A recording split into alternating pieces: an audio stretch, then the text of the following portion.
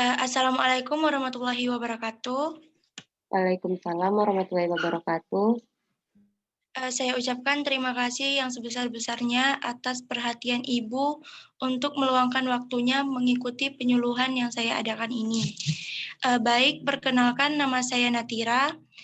Untuk tidak memperpanjang waktu, saya mulai saja acara penyuluhannya. Adapun materi penyuluhan pada siang ini, yaitu pengertian gizi seimbang untuk ibu hamil.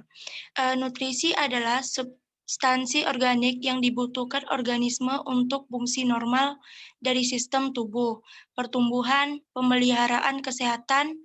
Nutrisi didapatkan dari makanan dan cairan yang selanjutnya diasimilasi oleh tubuh.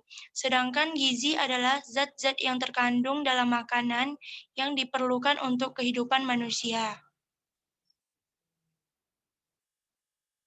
Jadi nutrisi adalah asupan berupa makanan bagi tubuh yang mengandung gizi, di mana dalam gizi tersebut terdapat sumber zat pembangun untuk pertumbuhan, sumber zat pengatur untuk fungsi metabolisme tubuh.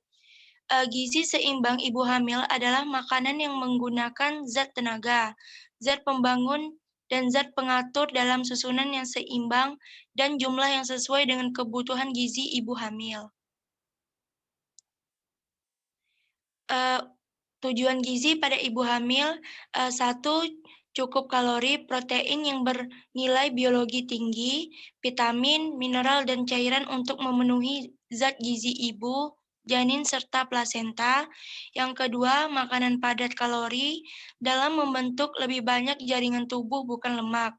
Yang ketiga, cukup kalori dan zat gizi untuk memenuhi pertambahan berat baku selama hamil.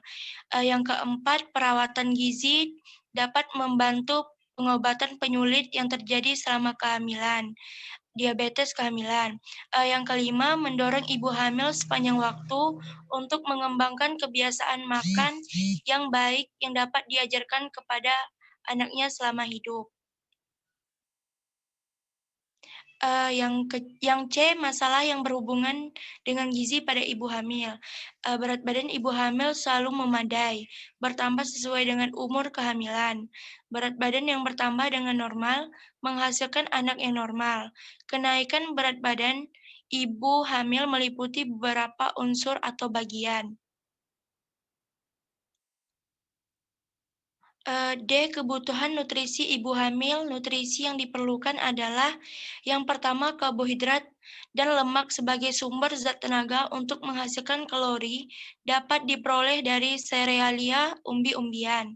Yang kedua, protein. Protein sangat diperlukan untuk membangun, memperbaiki, dan mengganti jaringan tubuh. Ibu hamil memerlukan tambahan nutrisi ini agar pertumbuhan janin optimal.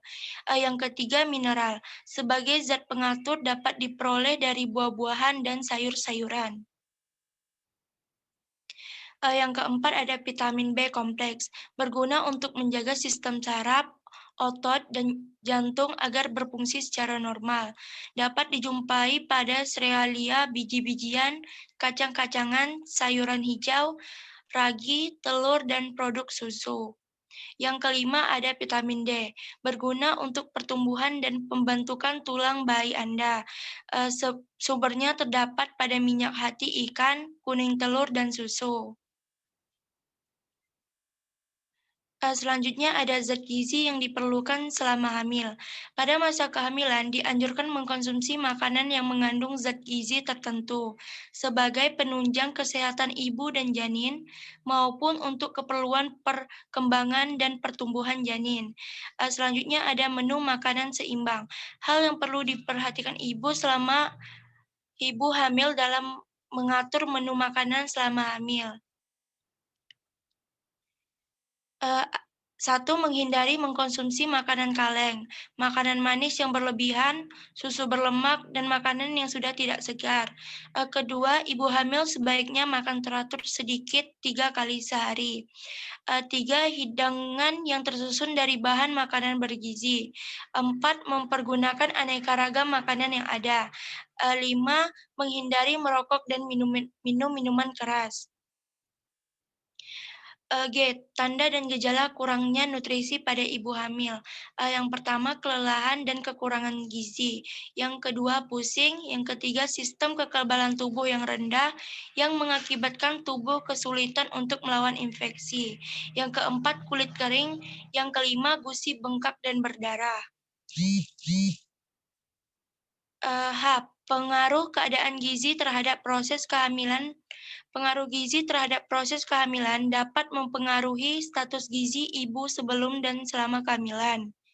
Bila ibu mengalami kekurangan gizi selama hamil, akan menimbulkan masalah baik pada ibu maupun janin antara lain sebagai berikut.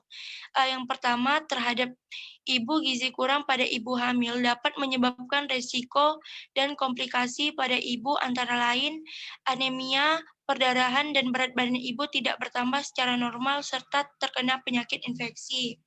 Yang kedua, terhadap persalinan, pengaruh gizi kurang terhadap proses persalinan dapat mengakibatkan persalinan sulit dan lama, persalinan sebelum waktunya, prematur, perdarahan selama persalinan, serta persalinan dalam operasi cenderung meningkat. Yang ketiga, terhadap janin, kekurangan gizi pada ibu hamil dapat mempengaruhi pertumbuhan janin dan dapat menimbulkan keguguran, abortus, bayi lahir mati, kematian neonatal, cacat bawaan, anemia pada bayi, asphyxia intrapartum, mati dalam kandungan, dan lahir dengan berat bayi lahir rendah (BBLR). Baiklah, itulah tadi penyuluhan kita pada siang hari ini. Saya ucapkan terima kasih.